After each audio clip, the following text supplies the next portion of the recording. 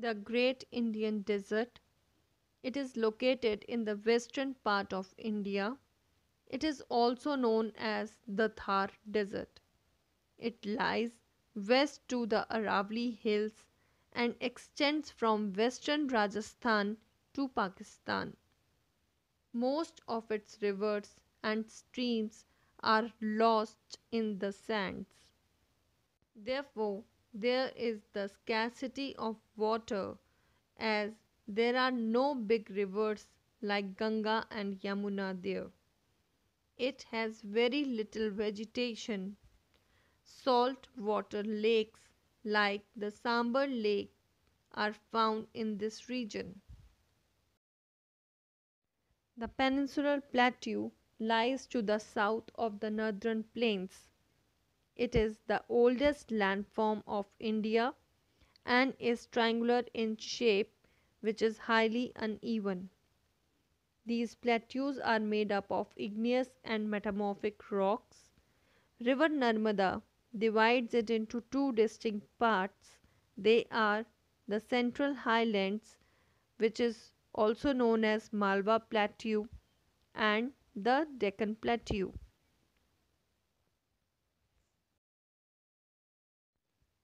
The Central Highland lies in the north, bounded by the Aravalli Range in the west and the Vindhya and Satpura ranges in the south.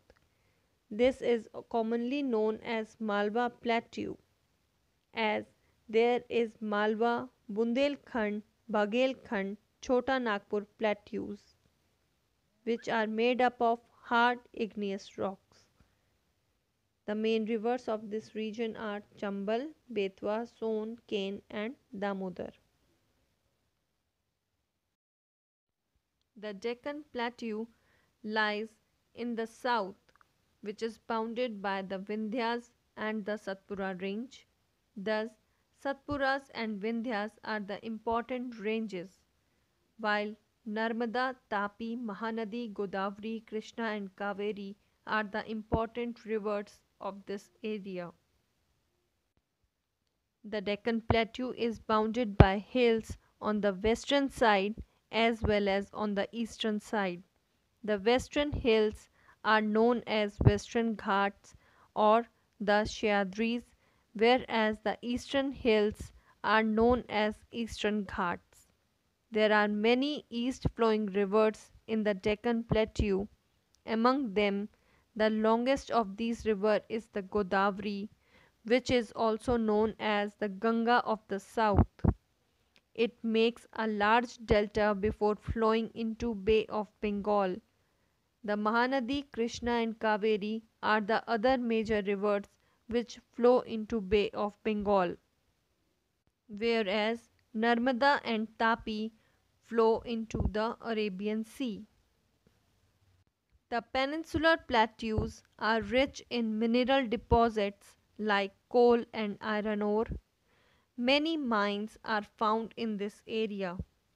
Tribes like Bhils and Gonds live in this region who still follow their unique culture. The coastal plains, as we have already discussed about the Eastern Ghats and Western Ghats in Deccan Plateau, the coastal plains lie to the west and the east of the Western and Eastern Ghats. They run for about 6,100 km from Gujarat to West Bengal. The western and the eastern coastal plains meet at Cape Comorin, which is commonly known as Kanyakumari, and it is the southernmost point of the Indian mainland. Now, let's discuss about the eastern coast first. The eastern coastal plains is a wide stretch of landmass of India lying between the Eastern Ghats and the Bay of Bengal. It is wider and leveled because of the formation of deltas by the four east flowing rivers, which are Mahanadi, Godavari, Krishna, and Kaveri.